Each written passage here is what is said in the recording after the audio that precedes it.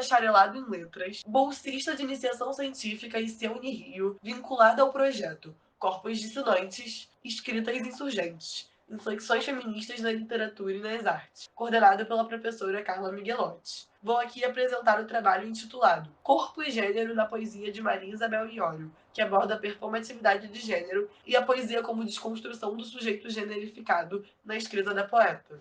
A pesquisa foi iniciada em um contato simultâneo entre teoria feminista e queer, e crítica literária feminista, para que fosse possível construir uma perspectiva de como os conhecimentos produzidos acerca da temática do gênero se relacionam com a arte que vem sendo produzida por mulheres e identidades generificadas dissidentes na contemporaneidade. Em decorrência desses estudos, o papel crucial da subversão nessa produção literária ficou evidente. Também tornou-se evidente a impossibilidade de estabelecer posicionamentos definitivos acerca da produção de identidades generificadas, mostrando que o caminho para a interação com a temática é um processo de experimentação e investigação constante. Nesse sentido, o próprio exercício da pesquisa se assemelha com a poesia que visa investigar, buscando não estabelecer uma verdade, mas questioná-la. Nesse âmbito, destaca-se a poesia de Maria Isabel Iorio, que é construída num processo de experimentação constante de si e do mundo, no qual os limites do corpo textual e físico são testados, reorganizados e, por fim, superados.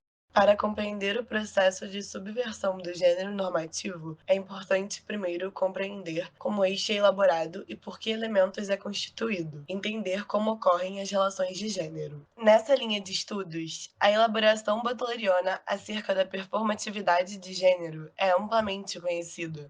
No entanto, o seu mau entendimento pode levar a uma compreensão errônea dos possíveis caminhos para a perturbação dos elementos normativos. É importante, então, estabelecer uma diferenciação diversas vezes ignorada entre a performatividade e a performance. Muitos acham que Judith Butler descreve o gênero como um fingimento, um número teatral executado por um sujeito que antecede a performance. Esta compreensão se distancia da perspectiva butleriana na medida que assume que o sujeito generificado existe anteriormente à sua performance de gênero. Sarah Salih aborda este aspecto da teoria butleriana na página 90, parágrafo 2 de seu livro Judith Butler e a Teoria Queer. Cito: nesse sentido, o gênero é sempre um fazer, embora não um fazer por um sujeito que se possa dizer que preexiste o feito. Não há identidade de gênero por trás das expressões de gênero. A identidade é performativamente constituída pelas próprias expressões que supostamente são o seu resultado.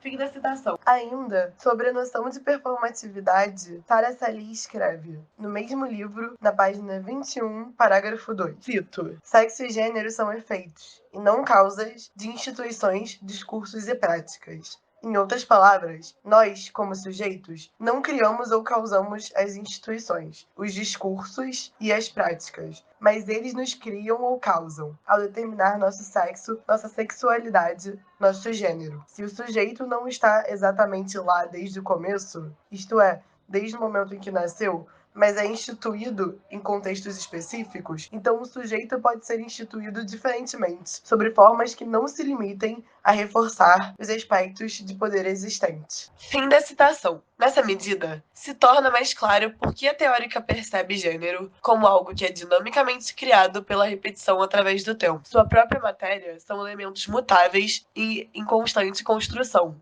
O estabelecimento da linguagem como fator constituinte do gênero abre caminhos para pensar a função da poesia na subversão de gênero. No entanto, ainda é importante compreender quais são os elementos que constituem o discurso generificado. Em seu ensaio, Foucault e Teoria Queer, Tasmin Spargo evoca a noção de suplemento de Derrida para discorrer acerca da construção das oposições heterossexual, homossexual e feminino-masculino. Se utilizando dessa perspectiva, na qual um conceito que ilusoriamente se apresenta como um acréscimo a um termo aparentemente original e independente, na verdade, só pode existir a partir de sua construção, em relação, Spargo explica, através de que signos a binaridade de gênero é construída no discurso. Cito: por exemplo, a oposição tradicional entre masculino e feminino, mutuamente dependente, porém antagônica, assumiu a sua posição hierárquica através de outras oposições, racional e emocional, forte e fraco,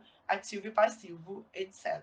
Fim da citação. Página 37, parágrafo 1. Para Judith Butler, tudo o que existe é apenas uma organização dos instrumentos que o constituem, sendo essa organização apenas possibilitada pela existência e disposição desses instrumentos. Assim, percebe-se que, dado o sistema de oposições que constitui a normatividade do gênero, o caminho para sua subversão é a reorganização desses elementos contrapostos de maneira a bagunçar essa cadeia de oposições. No que diz respeito à bagunça dos elementos da normatividade de gênero, um movimento se destaca. Em 2013, testemunha-se no Brasil a ascensão de um movimento poético protagonizado por mulheres e marcado pela subversão do corpo físico e do corpo literário. Essa própria subversão se inicia na concepção de poesia como um ofício para o qual o corpo é imprescindível. Nesse âmbito, a exploração da performatividade de gênero e a liberdade de exercício do erotismo são centrais para essas poetas. Este movimento é de suma importância política, histórica e artística, porque carrega o retrato de uma insurgência na qual a poesia passa a ser um meio de experimentação e criação para o corpo e para novas formas de amar, tocar e interagir consigo mesmo e com o outro. Essa poesia, que não deve ser entendida como apenas feminista,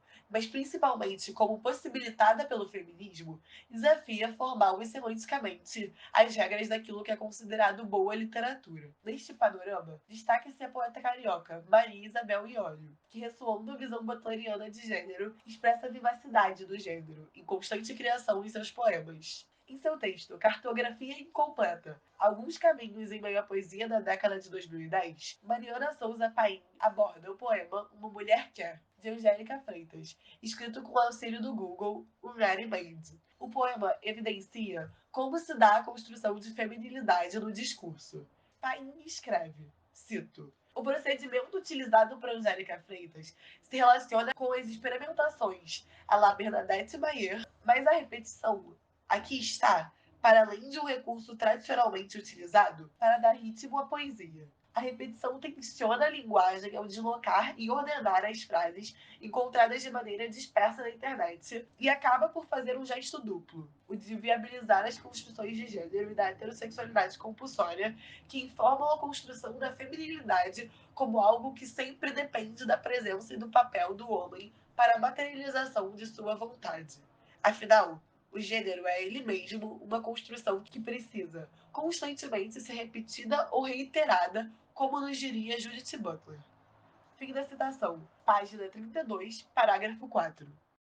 Maria Isabel Iório é uma poeta e artista visual. Uma das autoras apresentadas na antologia As 29 Poetas Hoje, organizada por Heloísa Buarque de Holanda em 2021. Iório escreve sobre a relação de si com o mundo, na qual o desejo fica sempre evidente e a conduz a um processo contínuo de autocriação textual. E esse movimento, permeado por desejo e automodelagem, tem como tema constante o gênero. Mas, afinal, o que seria do gênero ou do desejo sem a corporeidade? Sendo assim, Iório torna o corpo presente em sua poesia, não apenas falando sobre ele, mas plenamente exercendo a função poética como sua extensão. Na orelha de seu primeiro livro, No que Pensaria Quando Estivesse Fugindo, de 2016, Letícia Novaes escreve: Começa. Maria Isabel abre o olho em Copacabana. O que seria esse abrir o olho? Abre o olho para se tornar aquilo que lhe instiga e desafia no caminho. E o que se vê no caminho é também gênero. Mas a normatividade já foi. E este sujeito que é Maria Isabel recém-acordada caminha para sua superação. O desejo é apenas satisfeito por poesia, e Maria Isabel tem fome. Tem fome nessa jornada paradoxalmente destrutiva e reconstrutora. No poema Enquanto Eu Não Tenho Certeza de Meu Gênero Nem de Minha Época, do livro Aos Outros Só Atiro Meu Corpo, de 2019, é possível verificar a denúncia da não naturalidade do gênero a partir do estabelecimento de que no momento do nascimento este mesmo não está estabelecido. Maria Isabel escreve: Madalena nasceu. Deve ter chorado, eu não perguntei. Veio com os órgãos todos, a barriga. Depois sua primeira palavra foi aqui. Não foi por repetição, nem por laço sanguíneo. Ao escrever veio com os órgãos todos, a barriga, Maria Isabel cria uma relação de oposição entre a incerteza do gênero e a certeza do corpo. No segundo verso, aponta que a primeira palavra de Madalena foi aqui. Este aqui é a interação entre os dois espaços que o ser habita, o corpo e os arredores do mundo, a sociedade, as cidades, as escolas, hospitais ou uma casa. Elementos esses compostos todos por aquilo que é a matéria do gênero, o discurso e as instituições. No último verso, ao escrever não foi por repetição, nem por laço sanguíneo, Maria Isabel possivelmente faz referência à noção butleriana de que o gênero é construído através da repetição. O poema não estampa simplesmente um processo de reconhecimento no qual o ser rompe com a noção da naturalidade de gênero. Ele, em uma nota esperançosa, mostra as possibilidades de um caminho para a subversão do gênero normativo. Isso porque, para Butler, o caminho dessa subversão é concretizado a partir da denúncia de que o gênero é ilusório e aparente. Assim, em seu poema, Maria Isabel conta os primeiros momentos de um corpo queer, que caminha em direção à perturbação da cis-heteronormatividade. Em sua poesia, o envolvimento romântico e sexual entre mulheres é uma temática constante. É extremamente importante separar a identidade de gênero da orientação sexual. No entanto, dentre os elementos que determinam aquilo que constitui o gênero normativo, o estabelecimento de quem e como se deveria amar é central. Pode-se aqui fazer referência ao apontamento de Mariana Paim sobre a constituição de feminilidade a partir da necessidade do masculino para a concretização de seu desejo. Diante desse panorama, como se pode pensar o desejo exercido por um corpo designado feminino que não perpassa o masculino? E de que forma esse corpo perturba aquilo que é tido como padrão de gênero? Esses questionamentos são explorados no terceiro livro de Maria Isabel Iório. No segundo poema do livro Dia Sim, Dia Não Fazer Chantagem, de 2021, na seção Eu Viveria no Colo, Iório escreve: Se eu fui deixado na sua porta, com o dedo na boca, que você me bote pra dentro, no colo e me cuide, eu seguirei tudo o que você pedir. Vou aprender a andar, vou parar de chorar, vou comer o almoço sem sujar a minha cara, nem a sua cozinha. Vou aprender o seu nome antes dos outros e a pedir licença. Vou usar roupa de menina, posso até pôr laços de fita, mas também vou ser levado. Dia sim, dia não fazer chantagem. Eu prometo não acordar à noite, mas só se antes de comer de 4 no chão da sala até tarde. Se você assumir que também gostaria e tem coragem de obedecer. Peça ao horror que fure mais um pouco, que volte amanhã. Na segunda vez eu gemo mais alto, prometa. Deixe seus braços já amarrados e a cama desfeita. Ele não virá. O poema investiga a reorganização dos signos generificados associados com a sexualidade e amor que são realizados pela mulher que ama mulheres. No começo do poema, nas 2 primeiras estrofes, a poeta assume um papel submisso que é tradicionalmente associado à feminilidade. No entanto, na terceira estrofe, começa um processo de ruptura com essa determinação fixa de um papel ao escrever. Vou usar roupa de menina, posso até pôr laço de fita, mas também vou ser levado. Iório utiliza-se do adjetivo levado no masculino para criar uma contradição com um papel previamente assumido e, simultaneamente, estampando essa reorganização dos signos, passa a assumir uma variação de gênero para falar de si. Assim, tem início essa relação de contradição, na qual a voz lírica parece às vezes assumir uma posição submissa, às vezes assumir uma posição dominante. A reorganização dos signos generificados é também estampada quando, na terceira estrofe, é feita uma relação entre coragem e obedecer, fazendo com que um verbo que diversas vezes é associado com feminilidade seja relacionado à palavra coragem, associada com a masculinidade e com o exercício da dominância. Nesse poema, é construída a representação de uma forma de amor e erotismo que, a partir da reorganização dos papéis generificados, que compõe essa dinâmica na normatividade, perturba as noções do que é uma mulher frente ao envolvimento sexual e romântico. Ainda, para analisar a relação entre a subversão do corpo físico e a subversão do corpo textual, é de interesse analisar um pequeno poema de seu primeiro livro, Em que pensaria quando estivesse fugindo, de 2016. Se eu fizer assim, fica parecendo que é um poema, mas não é. Esse poema motiva a reflexão acerca da aparência das características que constituem o corpo. Ao mostrar a aparência do que normativamente seria o corpo de um poema, a poesia já no questionamento acerca da aparência daquilo que é a padronização do corpo físico. A negação a assumir a naturalidade da estrutura poética,